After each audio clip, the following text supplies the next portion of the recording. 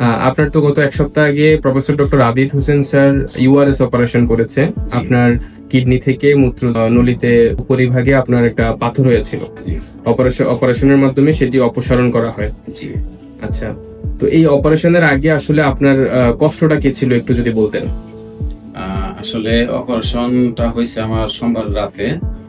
আমি রবিবার দিন দুপুরের পর থেকেই আমি ব্যথা আক্রান্ত হই, এবং সেটা যে কি পরিমাণ ব্যথা আপনি হয়তো বলছেন যে কান্না করে দেওয়ার মতো। আমি অনেক কান্নাই করছি, মানে অসহ্য হয়ে গেছি। এবং সত্যি কথা, আমি শেষে বলছি যে আমি মানে আমার ওয়াইফকে বলছি যে আমাকে যদি ব্যথা না করা যায়, মানে এটা অসহ্য, কন্টিনিউয়াসলি ব্যথা, এক সেকেন্ডের জন্য সে বিরতি দেয় নাই, এবং ব্যথানাশক ইনজেকশন দেওয়ার পরেও সে বিরতি দেয় নাই। তো আমি এই অপারেশন না হওয়া পর্যন্ত আমি দুঃসহ যন্ত্রণায় ছিলাম। এর আগে হচ্ছে আপনি এমন যন্ত্রণা ভোগ করেন, হঠাৎ করে আপনার এমন সিচুয়েশন হয়ে গেছে? জি, আমার আগে কখনোই ব্যথা করে নাই, ওই দিনই প্রথম এটা ব্যথা অনুভব করছি।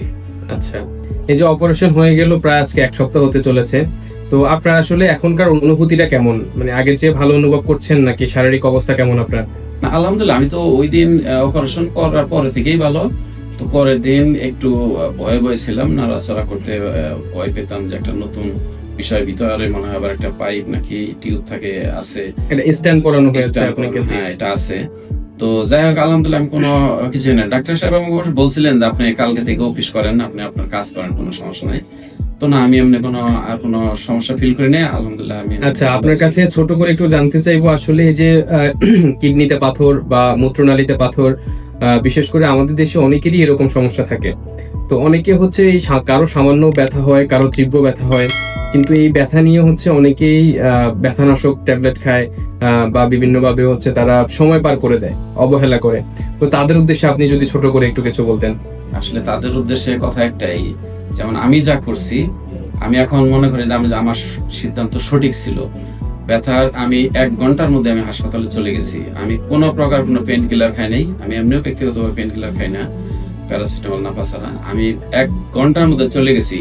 তারপরেও আমি প্রায় 24 থেকে 30 ঘন্টা যে দুঃসহ যন্ত্রণা ভোগ করছি। নিশ্চয়ই আপনারা কেউ এই জাতীয় ব্যথা অনুভব করলে আপনারা কেউ ওই গ্যাসের ট্যাবলেট অন্য কিছু খেয়ে সময় নষ্ট করবেন না এবং নিজের জীবনকে বিপন্ন করবেন না। সবাই ডাক্তারের কাছে চলে যান। ভালো কোনো চিকিৎসকের পরামর্শ অনুযায়ী চিকিৎসা গ্রহণ করা উচিত। জি। ঠিক আছে, আমরা দোয়া করি আল্লাহ যেন আপনাকে বাকি জীবন সুস্থভাবে রাখে। সবাই আমাদের পেশেন্টের জন্য দোয়া করবেন। সবাই ভালো থাকবেন, সুস্থ থাকবেন। আসসালামু আলাইকুম।